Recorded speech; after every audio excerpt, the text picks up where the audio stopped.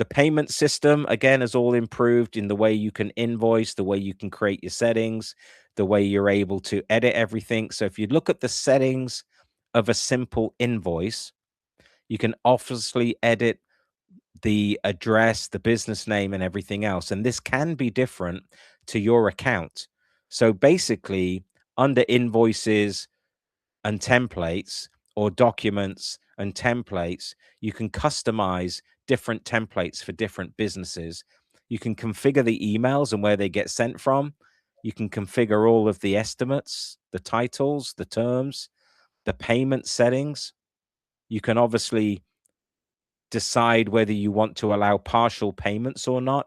I allow partial payments because now I can ask for a deposit and then I can ask for a balance, which is kind of cool. I can charge late fees if I want to, and I can also add tips if I want to. So there'll be a tip box added to every invoice I send.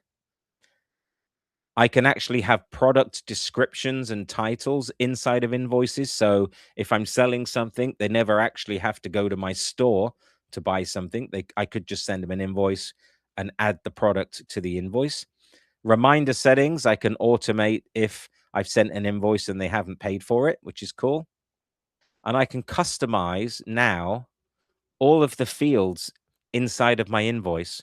I can add all these different things, which is kind of cool that you're now fully customizing what your invoice looks like. And then your notifications, you can actually edit now each email and each notification that your client or customer would get when you send an invoice or an estimate, either via email or SMS. So what we've done is we've given you a huge amount of control over all of your inbound and pretty much outbound communication, just simply by being able to really customize and edit everything.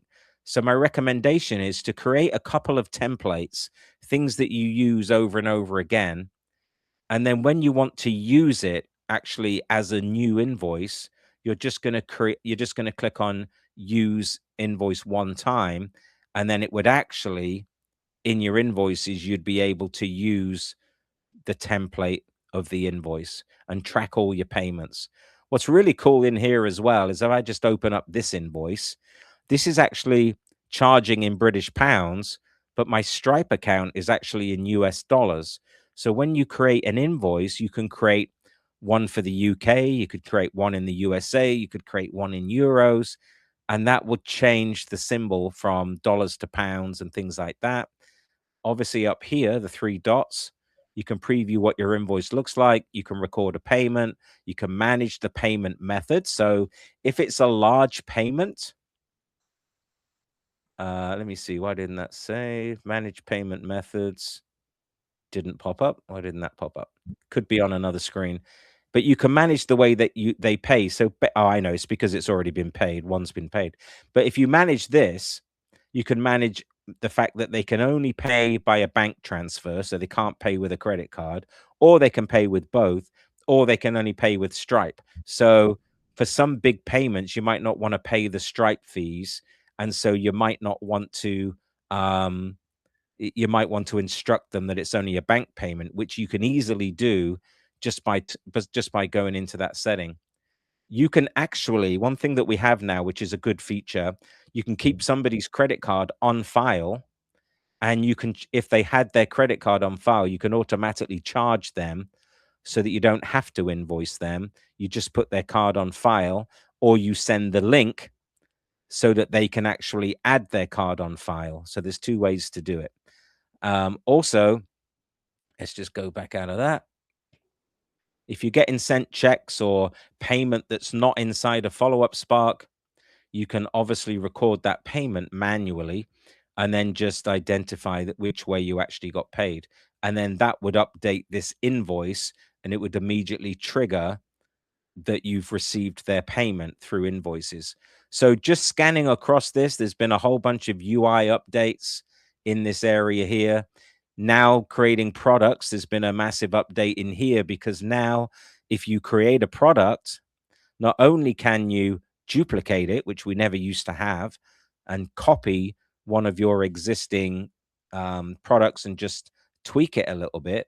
But now you can also, if you were to go into one of these, let's just choose that one. All you have to do as you go into here and set the price, when you click on that,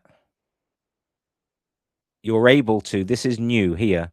So in the past, what we used to do is deliver the digital product by an email that we set up through an automation or a workflow. Now, and they used to have to log into the customer portal to then receive their product, or it was sent manually on automations. But now you can upload your product right in here, just in here. And because you've now uploaded it, it can digitally deliver it straight away. There's no need for them to have a login or a username or a password. These are two that I've just uploaded. And so this will actually automatically get delivered. Or if you have something stored somewhere else, like on Dropbox or Google Drive, you could just paste your URL here directly to the thing that you're promising to provide because they purchased it digitally. This is all new here, and it's huge because we don't have to create the automations that we used to have to create. All we simply do is just create a new product, switch it to digital delivery, and then we have abilities to deliver it without even using or creating an automation. So it's a big time saver. Gift cards is brand new. I haven't dabbled inside of gift cards yet, but what you can do in essence, you can quickly create a gift card, give it the name, give it the description, and you can add a value to it and link it to things like Starbucks, Amazon, and all this other stuff. There's all these options on step 3 about creating the product and finalizing the gift card. Or you can create gift cards that when people scan the QR code, it actually goes to your own product and services, and you're offering the gift card for your service, whatever that is. So it could go to Amazon, could go to Starbucks, could be cash, could go to a URL that's yours. So gift cards is a brand new area. Haven't used it, never really been big into gift cards, but some of you might be. It's a really good incentive to offer gift cards because now people can buy them.